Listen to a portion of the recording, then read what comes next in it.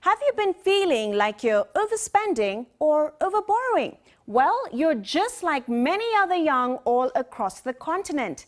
Inside company Reach Technologies has studied spending patterns and detailed what they say is exactly what most young guys spend on in two of Africa's largest markets, Nigeria and Kenya. Let's dive into the findings. Kenyans spend the most on digital borrowing, a growing trend with average amounts at just over $25. The highest cost for Nigerians was transferring cash from one person to another, averaging $20 per transaction. But whereas women run most of the informal sector, the report noted that only 30% of those that transacted cash were women.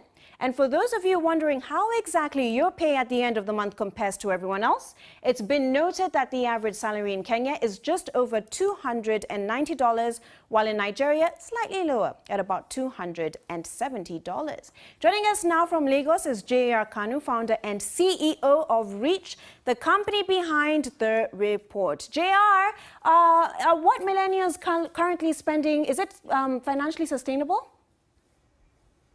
So right now it looks like it could be sustainable, right? Because you can see that the trends are clear that people will keep doing what they've been doing in terms of looking for more ways to make money, whether it's through borrowing or through digital betting, which are big trends we've seen in Kenya, and we expect to see those grow in Nigeria as well. And what are some of the habits that you see growing?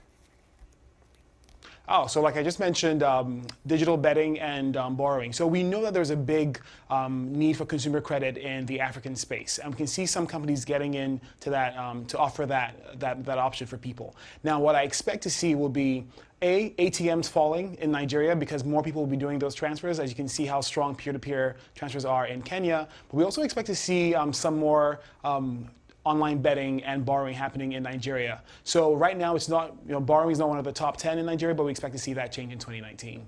JR, why do the research in the first place?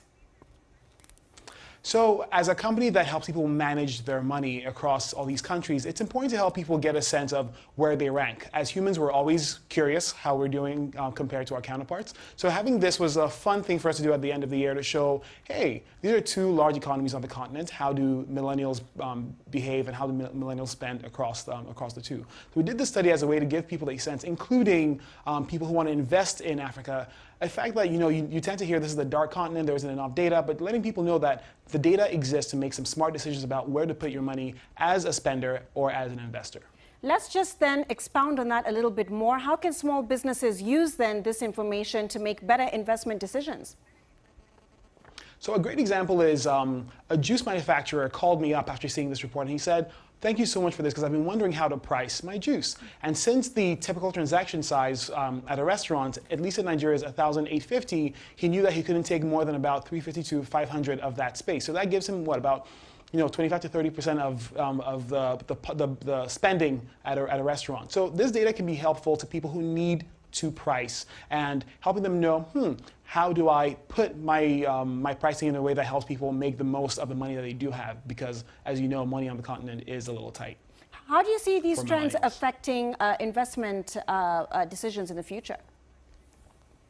So I think we've already seen some of the trends where companies that had models in other markets come through to Africa and have to change their models. So you'll see that the transaction sizes have to be significantly smaller. So the packaging will be smaller. We'll see people doing more frequent but smaller transactions. So investors who are trying to set up companies here direct to consumer will have to think of ways to make their offerings bite-sized. So something that would have cost maybe $100 in a different market, you might need to think about how to create a bite-sized version of it that can be bought for $5 or $10.